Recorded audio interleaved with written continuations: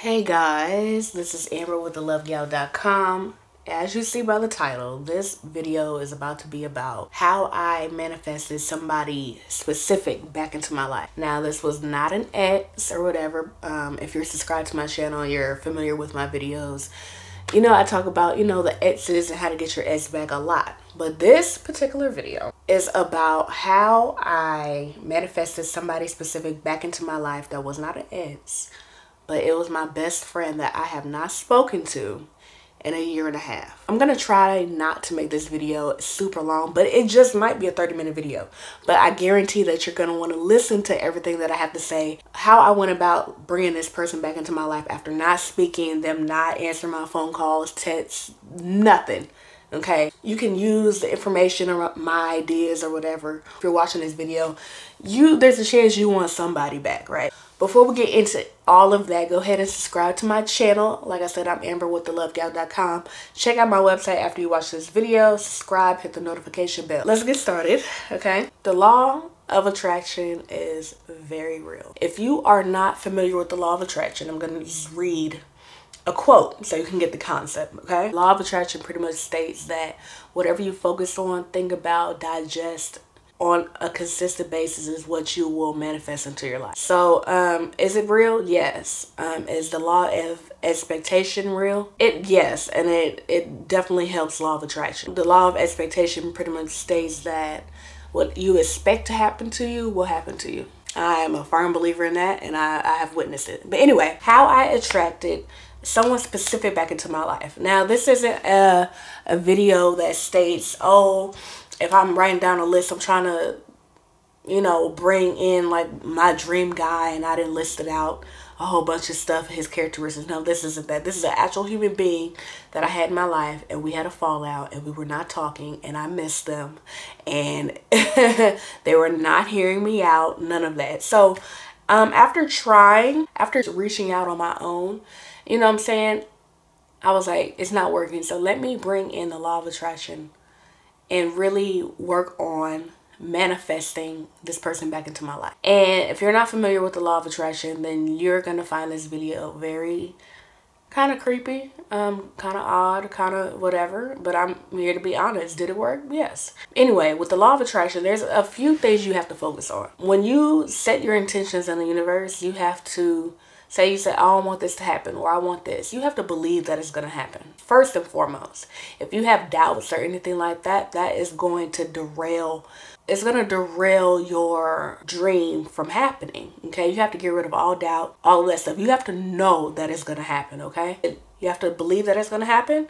You have to clear your mind when you set your intentions. Like before you even set your intentions, they say you have 11,000 thoughts per second or per minute or something like that. I'm like, that's nuts when I hear that. But everything going on, you have like 1,000 things on your mind. You have to quiet your mind, and you do that through meditation and your breathing.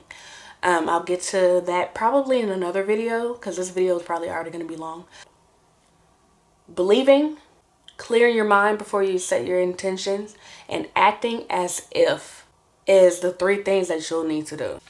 Well, my situation, my best friend and I, like I said, we did not speak for a year and a half. When I tell you I reached out through text, email, calling, and I think I checked on her through other people and everything else. When I tell you Shorty was mad at me, she was done. You know what I'm saying? It wasn't like a trifling situation, but I think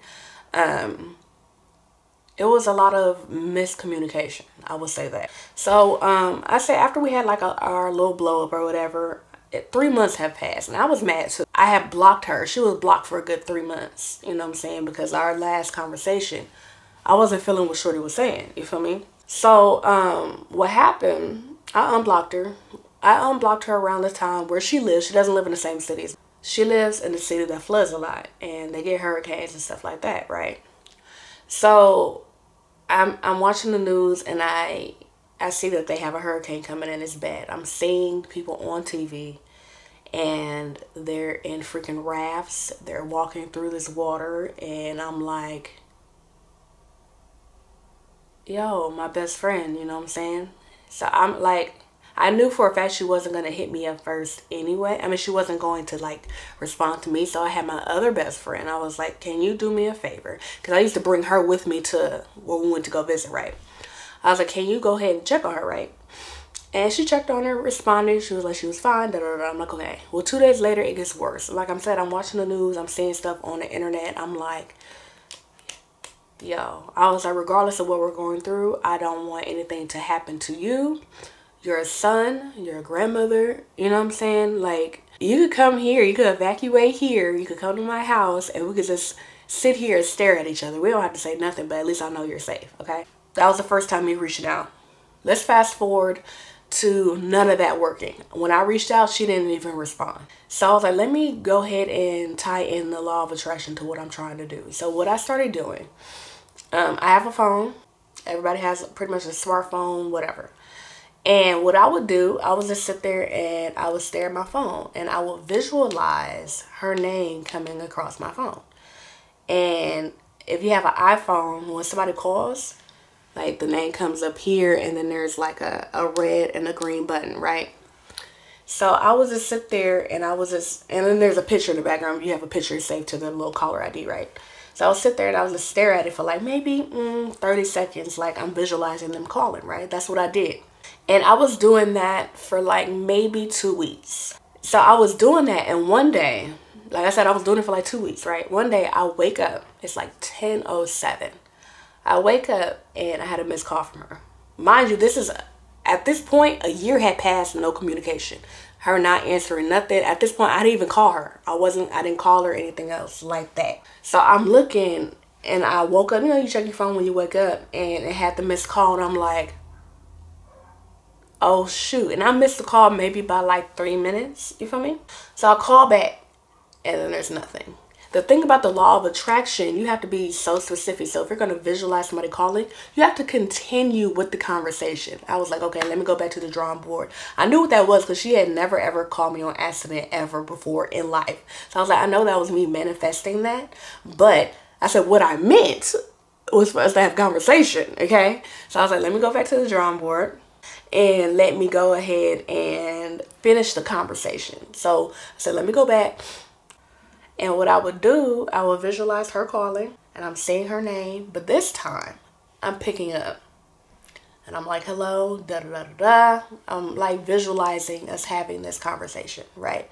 I was doing this maybe 3 times a week. The thing about the law of attraction, you have to set your intentions and let it go. Because when you're holding a visualization hostage or a thought hostage or you're thinking about it constantly, the universe cannot grab onto your desire and go out and help it manifest in real life, right? Because you're holding on to it. That's what I say, let go. When you set your intentions, let go. Like, it was crazy one day, like I was asleep one day and all of a sudden I heard, let go. Like, and I woke up and I was like, what is that? Who said that? And I'm in a room by myself and I'm like, okay, somebody's trying to tell me something, literally. Let go. So you have to set your intentions and let go. So I say about a couple times a week, I would literally walk around my house and I'm having a whole conversation with her. You know what I'm saying? With her or whatever.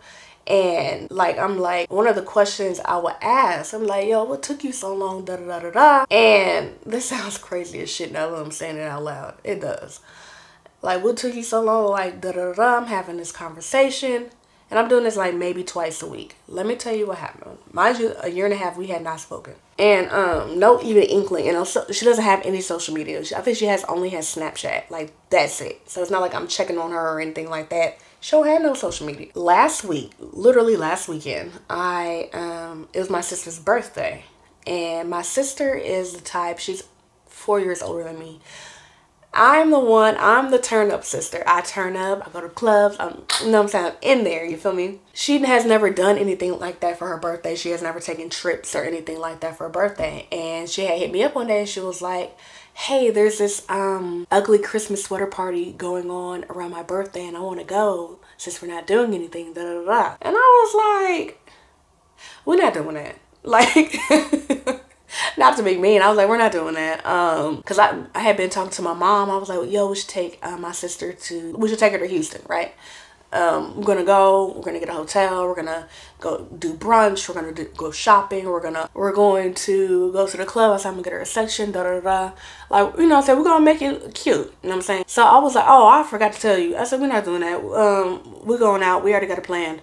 We're going to Houston for your birthday. That's where my best friend lives, is in Houston. But at this point, I didn't call her and be like, hey, I'm coming to Houston, da da da da. Because she ain't picking up the phone for me. So why would I call her and let her know? Last time I went to Houston, I called her, she didn't even answer. You know what I'm saying? And I'm like, yo, I was like, you know, this time I was like, I'm chilling. But in the back of my mind, I was like, how the law of attraction works, you have to act as if. So this was only going to be a day trip. Like, we left on Saturday, came back Sunday. So with the law of attraction, you have to act as if. So what did I do? Typically, I used to go out to Houston a lot because that's where she lives, right?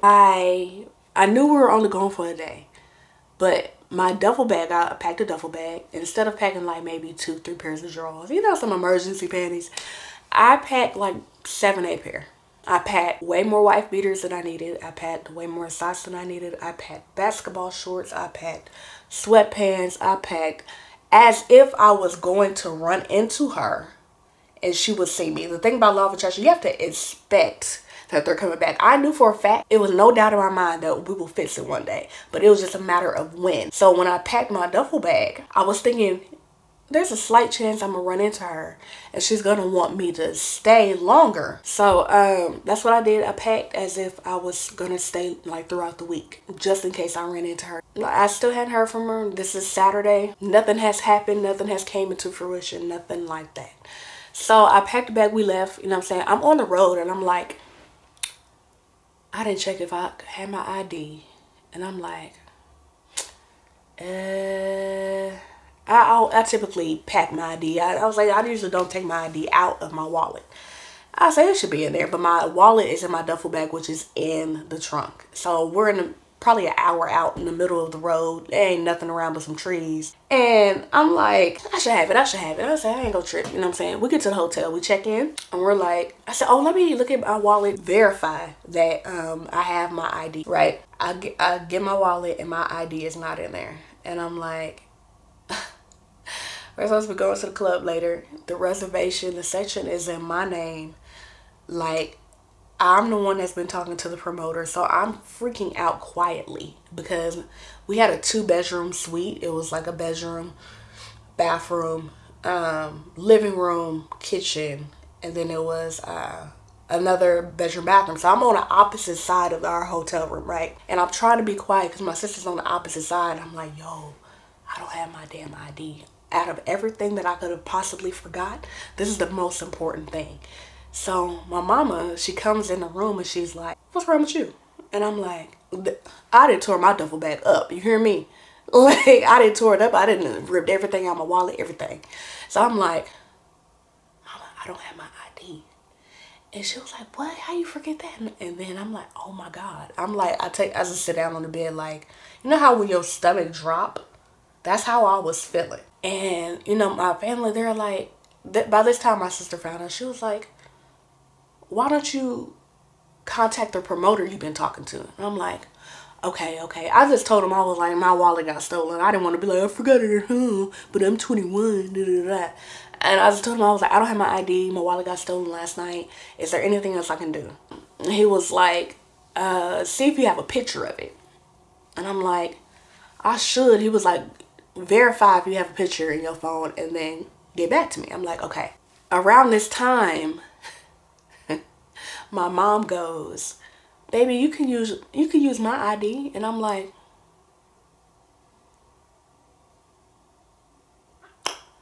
thanks, Mom, but I'm 27. My mom is 59. Okay. My mom is a chocolate lady, a lot darker than I am, and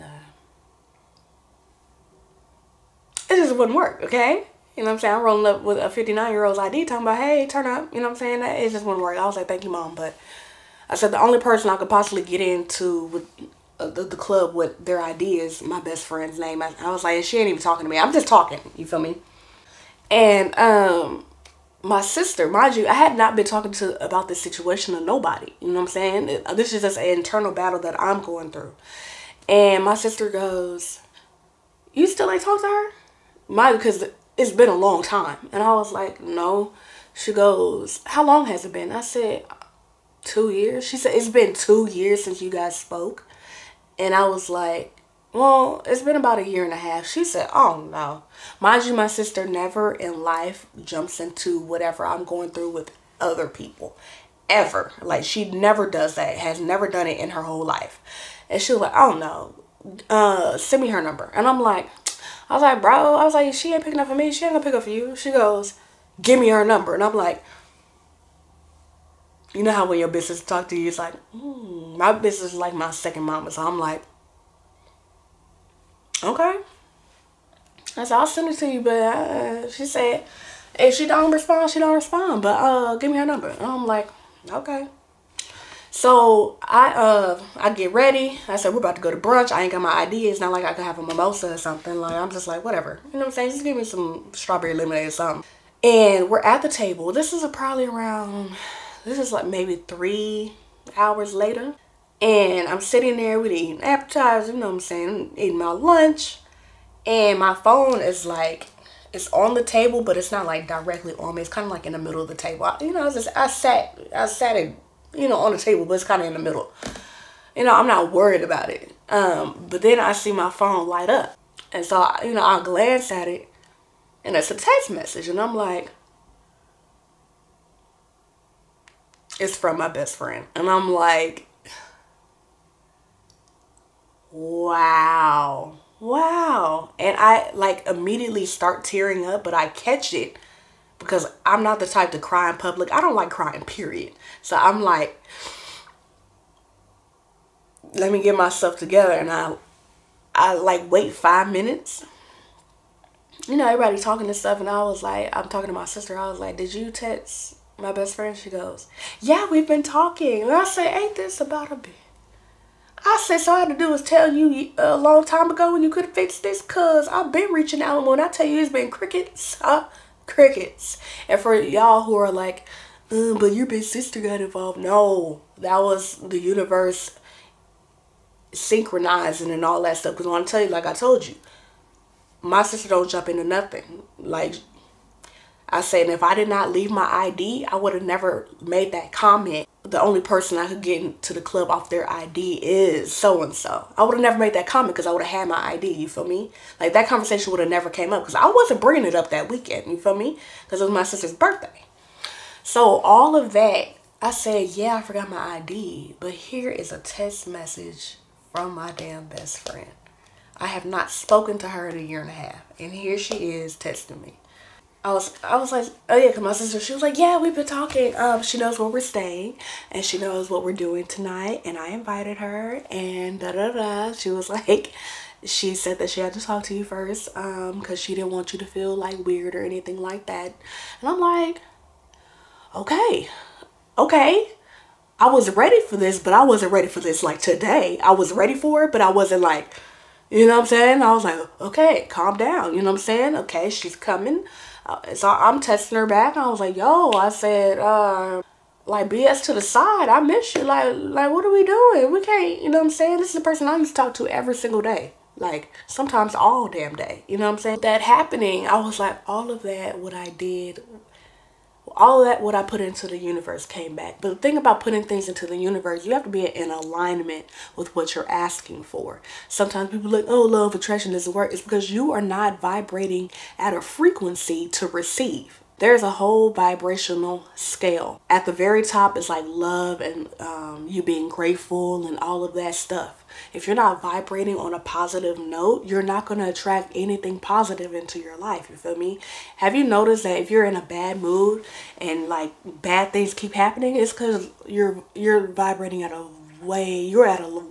a way lower frequency, so you're attracting all that negative into your life. I knew, along with putting out my intentions, expecting it to happen, acting as if, I had to be in the best mood possible this whole time for it to attract back into my life. I am going to write like a cheat sheet guide thing on this subject, because a lot of people, you're new to a law of attraction, and that's okay. Years and years ago, I was new to it.